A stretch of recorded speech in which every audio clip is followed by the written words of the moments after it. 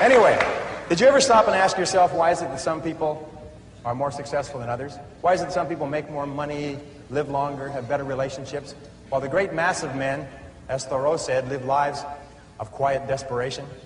When I was 15, I set out on a lifelong journey to find the answer to that question. Why are some people more successful than others? You see, when I was growing up, my family never seemed to have enough money. My parents grew up during the Depression, and I heard the same things over and over again throughout my childhood. We can't afford it. We can't afford it. We can't afford it. I don't know if you heard that when you were growing up. It seemed to be the national anthem.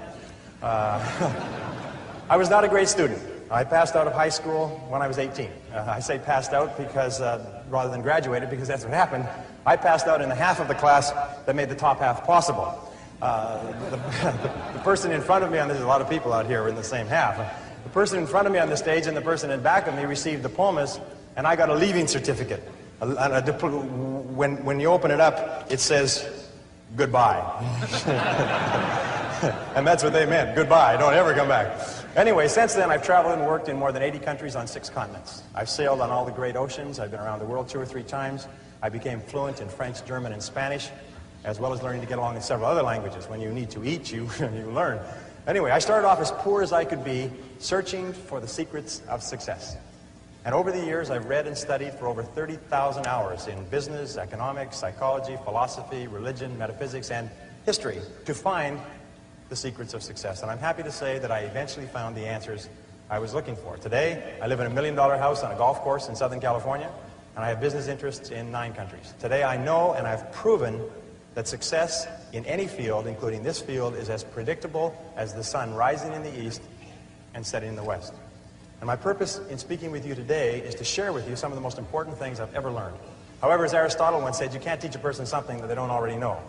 You're already high achievers and great successes in your careers. You're already the cream of your profession. So many of you already know what we're going to talk about, and the rest of you will recognize these principles as soon as you hear them. About 5 years ago, I met a wise and wealthy man who had spent his entire life studying success. And he'd reached a clear conclusion concerning the reason for success in life and especially in business. He's dead now, but I'll never forget what he told me, because I immediately recognized that he put the finger on my reason for success and yours, as we'll talk about in a minute. He said the key to success was to set a goal and then to stay with it until you achieve success in at least one important thing. He said that your subconscious mind will then accept that success experience and store it as a pattern, like a template. And then from then on, your subconscious will drive you and direct you and guide you to repeat the pattern of success in other things that you attempt. Another way of saying it is that nothing succeeds like success. Psychologists have demonstrated that achievement brings you a natural high. Once you've experienced your first great success, then not only are you unconsciously programmed to repeat it, but nothing else will ever give you the same wonderful sense of satisfaction. And all high achievers know that. Anyway, I learned the truth of this idea many years ago when I first started traveling. I spent 8 years traveling around the world. And in many ways, a trip or a journey is a metaphor for life. My first big trip was that, and much, much more. It had such an enormous impact on me that I've never really gotten over it. My whole life has been different as a result of what I call the Sahara crossing. Let me tell you about it. When I was 18, 3 friends and I decided we'd go off and see the world. We were well out of high school, and we were laboring in sawmills on the West Coast. This is in 1963, and a lot of our friends were heading for Europe to travel around with backpacks. So we decided to do something different. Nobody else was going to Africa, so we decided we'd go to Africa.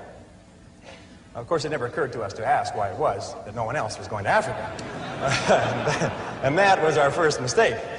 After working and saving for a year, the 4 of us piled into an old 1946 Chevy and drove out of Vancouver, bound for Montreal, via Toronto. Actually, we just passed a couple of blocks from here on our way on that trip. It was late at night when we left. It was pouring rain. We were all 20 years old, and we were off to see the world. Anyway, I learned later that almost every great venture begins with an act of faith, like driving into the dark, into the unknown. In a way, nature protects us by shielding us from knowledge of the difficulties and obstacles that lie ahead. Because if we really knew all the problems we would face, the setbacks, the suffering, the temporary failure, and the disappointments, many of us would hesitate about ever even starting out at all. And our plan was to drive across country to Montreal, get jobs on ships to work our way across the Atlantic, and then head south across Europe to Africa. Pretty basic plan. However, as it happened in Montreal, one of the guys decided to give up and go home, and so he left us. Well, that left 3. The other 2, after one day, I still remember that, after one day of looking for work on the waterfront, decided to quit. decided to quit trying and to spend their limited savings to pay their way across the Atlantic rather than to work their way. I tried to talk them out of it. I told them that quitting is a habit. If you quit the first time you run into difficulties, you'll always quit when the going gets rough. You will, in effect, establish a pattern for failure rather than a pattern for success. But their minds were made up, so we split our savings and they took passage on a ship to England. I worked on a construction site in Montreal, hauling heavy things for the entire winter, and then I got a job on a Norwegian freighter out of Halifax in late February and arrived in England in mid-April. As I had predicted, my friends had quit and stayed in England working at odd jobs. However, we soon made up, good buddies again, and once more we headed for Africa. At this time, all we had was an 8.5 by 11-inch page about this size that had Europe and Africa all on the same map, on the same page. And it seemed to be a very simple thing to go from London, which was up here, to Johannesburg, which was down here.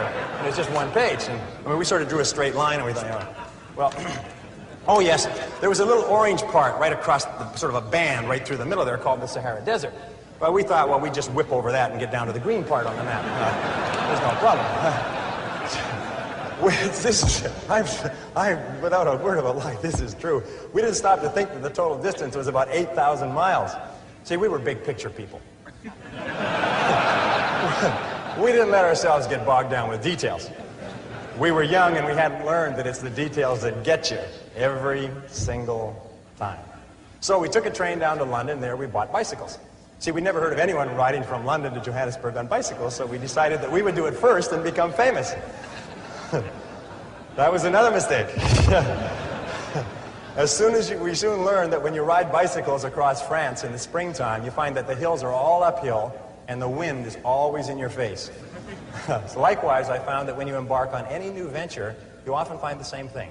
Everything seems to go wrong, usually at the worst possible time and in the worst possible and most expensive way, like starting a new business or a new career. Anyway, after 2 weeks of grinding along on bicycles, uphill the whole way, which seems like a geographical impossibility, but it's true, we said, the heck with this. We loaded the bikes on a train and we rode across France and Spain to Gibraltar. There we sold the bicycles and bought a Land Rover with our last dollar.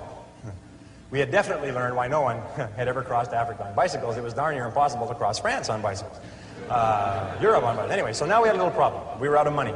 We'd exhausted our meager finances buying the Land Rover, and we didn't have enough money for fuel and equipment. So we all sat down. We consider ourselves great writers at that time. We all sat down and wrote letters to everybody that we knew, pleading for money, telling them how desperate our situation was. Sitting here looking across the Straits of Gibraltar to Africa. All we needed was just a little bit of money to get us over there. Anyway, eventually we got a little bit of money here and a little bit of money there, and then we got one big score. I'll never forget this. An uncle of Jeff's that he'd only seen once in his life sent us 100 pounds. 100 pounds at that time was $300, worth more than $1,000 today. And we were ecstatic. We were saved. So this is another lesson. Nobody ever makes it on their own. One of the great lessons of life. We all need help from others to get over the rough spots on the journey of life.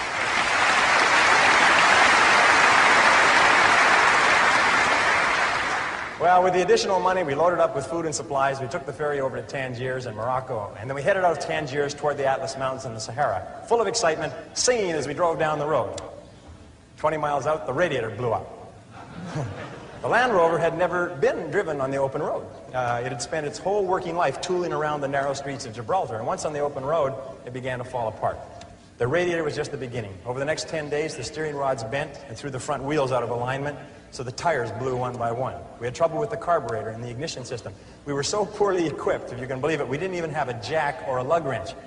When we got a flat tire, and we got lots of flat tires, we had to sit by the side of the road patiently, sometimes for hours, until somebody came along with the proper tools to help us change the tire. But we pressed on anyway. As we drove deeper into Morocco and over the Atlas Mountains and onto the Sahara Escarpment, we entered into a world that had changed very little in 1,000 years. There were long, long stretches of barren country roads and an occasional oasis surrounded by primitive farms, which was irrigated from wells and underground rivers. And that began an experience that I still remember quite clearly, and I think you'll be able to relate to this. By this time, I was speaking French fairly well. We could converse with the natives in the occasional small towns that we passed through. And in one town, early in our slow, halting trek across Morocco, someone asked us where we were headed. And we told them that we were going across the Sahara and into Africa. And he said, "Oh no," he said, "you can't do that." He said, "You'll die in the desert." Well, I looked up my dictionary quickly because I didn't understand the expression. Vous allez mourir dans le lust. Vous allez mourir dans le lust. Okay? You will die in the desert. We then began to hear this on a regular basis everywhere we went. We'd stop in a small town, and people would bring their friends up to us and introduce us as the young men who were going off to die in the desert. Well, they seemed quite cheerful about it, but after a while, we found it kind of irritating. I mean, and by the way, these were not your average Arabs. These were Bedouin and Tuareg. These were desert people, members of tribes that lived in the Sahara for 1,000 years. I mean, they were in a position to know what they were talking about. And I learned a valuable lesson from this. I learned then, and for the rest of your life, whenever you try to do something out of the ordinary, people will line up to tell you that you can't do it, why you can't do it, that you'll lose your time, you'll lose your money, that you will, in effect, die in the desert. Even people who should know better will try to discourage you. To achieve anything greater worthwhile, you must train yourself to rise above these people, ignoring them and pressing on towards your goal regardless.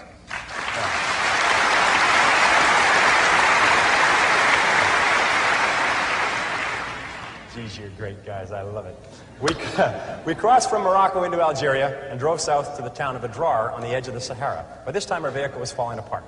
And with the cost of repairs and gasoline and food, we'd almost run out of money again.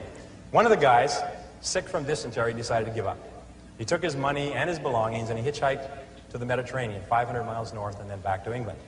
That left two of us. We began wondering, what are we doing here? We were two young men, 20 and 21 years of age, thousands of miles from home, sick, tired, and almost broke, with thousands of miles ahead of us. We couldn't even remember why we started out in the first place, except that we had set it as a goal. And we were too dumb to change it. Anyway, but one of the things that kept us going was a book of poetry by Robert W. Service. Robert W. Service had driven an ambulance in World War I, and he'd written poetry to cheer up the soldiers in the trenches on the Western Front. And there was one poem that we read over and over. It always gave us a boost in the determination to go forward. And it was called Carry On. And it started like this. It said, "It's easy to fight when everything's right, when you're mad with the thrill and the glory. It's easy to cheer when victory is near and wallow in fields that are gory. It's a different song when everything's wrong, when you're feeling infernally mortal, when it's 10 against 1 and hope there is none. Buck up, little soldier, and chortle. Carry on, there isn't much punch in your blow. You're glaring and staring and hitting out blinds. You're muddy and bloody, but never you mind. Carry on. You haven't the ghost of a show. It's looking like death, but while you've a breath, carry on, my son, carry on." Well, by this time we were in the Sahara, the largest desert on Earth. It stretches across the Tropic of Capricorn from the Atlantic Ocean to the Red Sea, more than 5,000 miles. And the part that we faced, dead ahead, was the Tenerife, the emptiest single stretch of the Sahara. 500 miles of nothing, not a fly, not a blade of grass, as flat as a tabletop. 500 miles. The enormity of what we had embarked on finally began to sink in. We learned that more than 1,300 people had perished in the Tenerife in the last 20 years. 42 vehicles had broken down in the desert, and many of their drivers were never seen again alive. By this time, Jeff and I were once more out of money.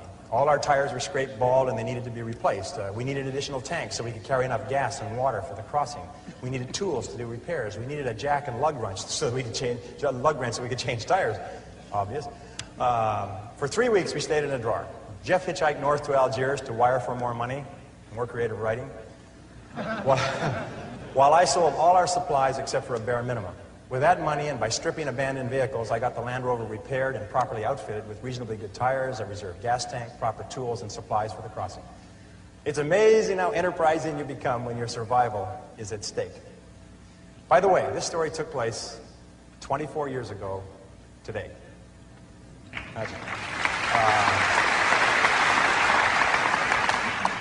The Sahara Desert in June is hot. How hot is it? It's very hot. It's damn hot. At midday, it reaches 140 degrees Fahrenheit. An exposed man can die of dehydration in less than 20 minutes.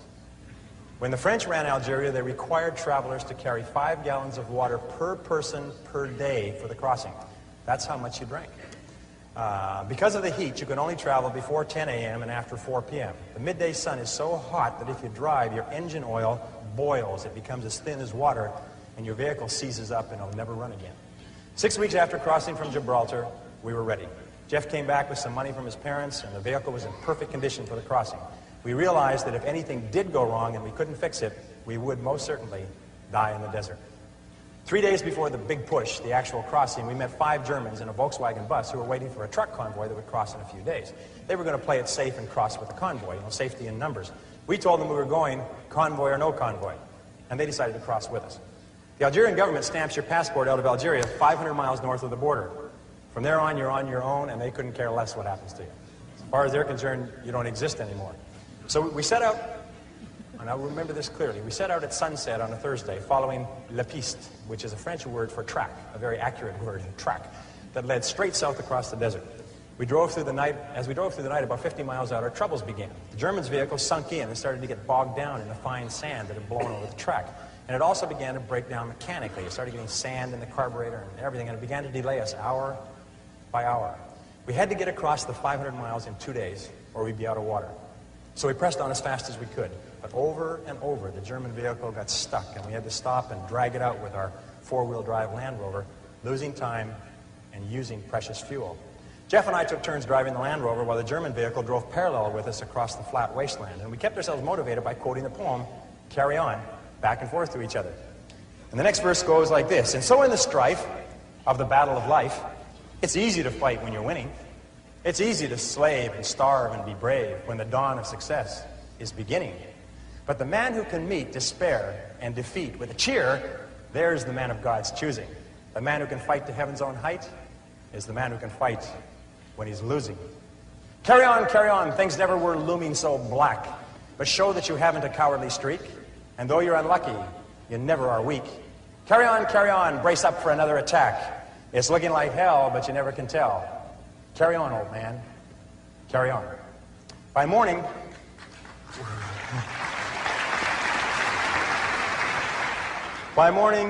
we had only made 150 miles, and we were all exhausted and a bit tense. There was an abandoned army fort in the middle of the desert, and we had hoped to shelter there from the midday sun in one of the empty buildings, and now it was too late. The sun had begun its implacable climb up the eastern sky. Still, we hurried on. So fortunately, you couldn't get lost crossing the Sahara in the daytime. The track across the desert is marked by black 55-gallon oil drums located every 5 kilometers, which is exactly the curve of the Earth's surface. You can always, as you drive, you can always see 2 oil barrels, the one you just passed and the one you're heading for. So all you have to do to cross the biggest desert on Earth is to take it 1 oil barrel at a time.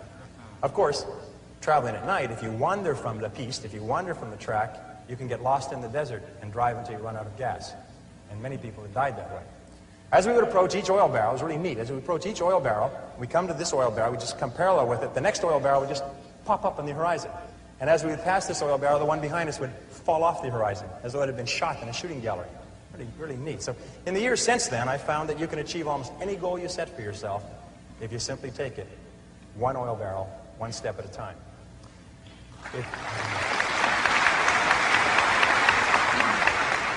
If you go as far as you can see, you will then see far enough to go further.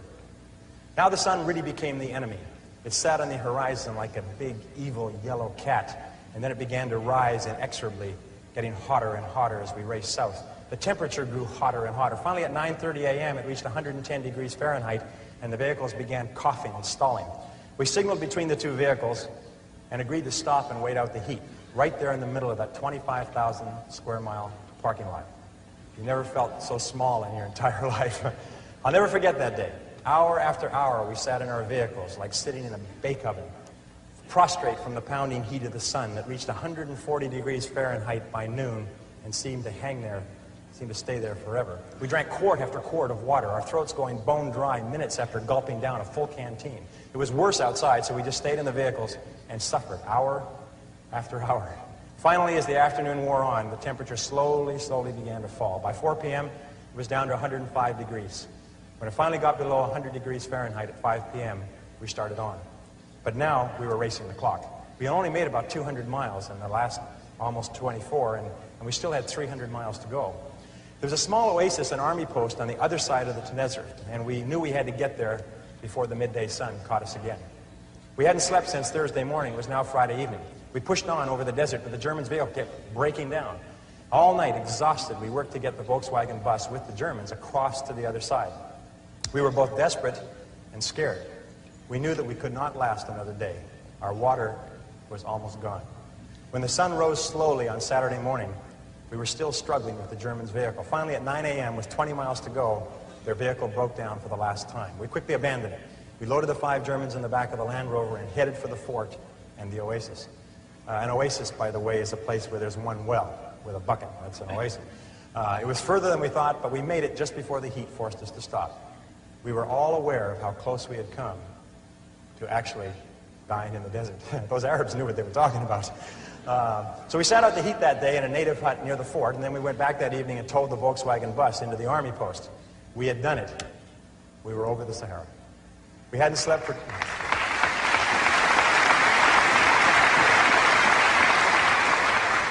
We hadn't slept for 2.5 days, but we had made it. Now, I won't go into the details of what happened on the rest of our trip across Africa, except to say that we did finally get to Johannesburg 2 or 3 months later. I won't trouble you with how we had to cross 2 countries illegally with the police and the army on orders to shoot to kill if they saw us. And I won't go into how we were almost killed under the boots and rifle butts of a mob of soldiers in the Congo. That was another close one. And I won't talk here about the experience of meeting and working with Dr. Albert Schweitzer in his hospital village in Lambrini. No, I'll wrap up this story here by telling you what I learned about life and success in the Sahara crossing. Here are 7 rules you can apply to any challenge that you face in achieving anything you desire. Rule number 1, the most important key to achieving great success is to decide upon your goal and then launch. Get started, take action, do something, move. A 12-year study at Babson College concluded that the act of taking the first step is what separates the losers from the winners, or the winners from the losers. We set out at the age of 20 with $300 each to cross 3 continents and travel 17,000 miles from Vancouver on the west coast to Johannesburg in southern Africa. And we made it in just under 12 months. But the most important step was the first one. All the rest followed from that.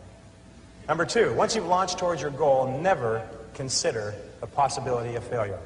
The Germans have a saying, it's immer vorne, nie zurück. Immer vorne, nie zurück. And it means always forward, never backward. Always forward, never backward. Never consider the possibility of failure. Every person here is here because they refused to quit when the going got rough. Your ability to persist in the face of setbacks and disappointments is vital to all great achievement, and it's always a decision that you make. It's not the external environment, it's always the internal environment. Number 3, the biggest goal in the world can be accomplished if you just take it 1 oil barrel at a time. Thomas Carlyle once wrote that our great business is not to see what lies dimly at a distance, but to do what lies clearly at hand. The only time you will ever have is now. If you live every day, every hour, the best you can, the rest will take care of itself. As the Bible says, sufficient unto the day are the cares thereof. Number 4, watch out for the naysayers. The negative people around you are always telling you that you'll die in the desert. Get around positive people. Get around winners like people in this room. Fly with the eagles and refuse to listen to objections and reasons why you can't succeed. Someone once said that if every possible objection must first be overcome, nothing will ever get done.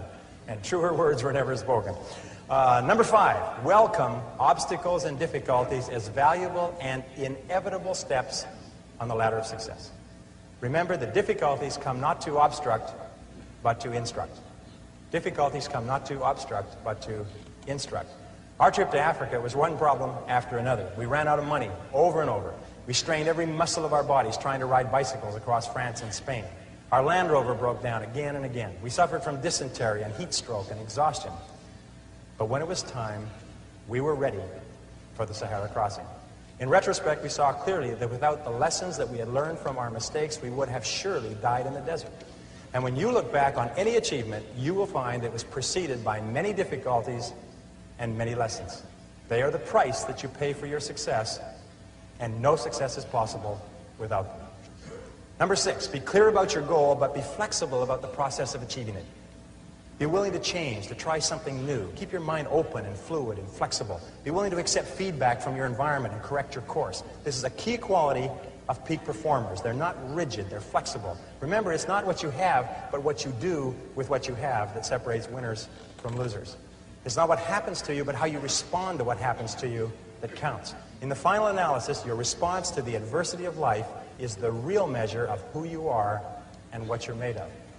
The Greek philosopher Epictetus once said that circumstances do not make the man or woman, they merely reveal him to himself. When you find out who you really are when you face adversity. And remember, number 7, the last rule is, nobody does it alone. At every step on our journey across Africa, people helped us with advice and with food and with assistance and with money, but especially with warmth and with kindness and with generosity. When life is over, it will be the people that we lived and laughed and loved with that we remember more than anything else. So don't be afraid to ask for help from others. It's a mark of strength and courage and character. And don't be reluctant to give of yourself to others generously. It's the mark of caring and compassion and personal greatness.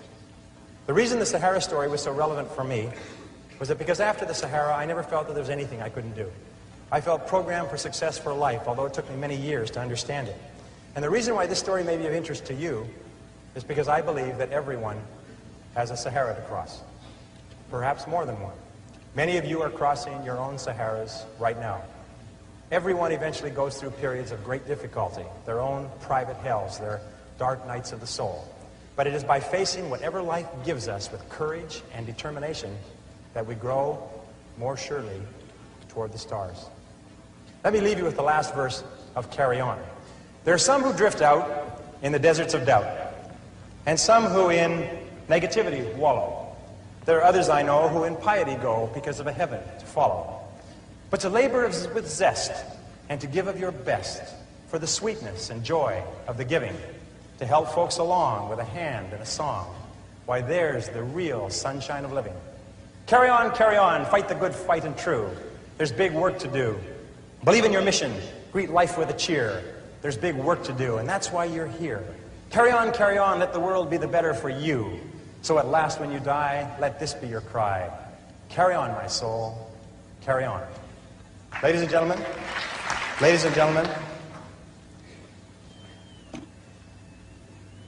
if you will resolve, with whatever life hands you, to carry on, there is nothing that can stop you from achieving the greatness for which you were created. Thank you. Here.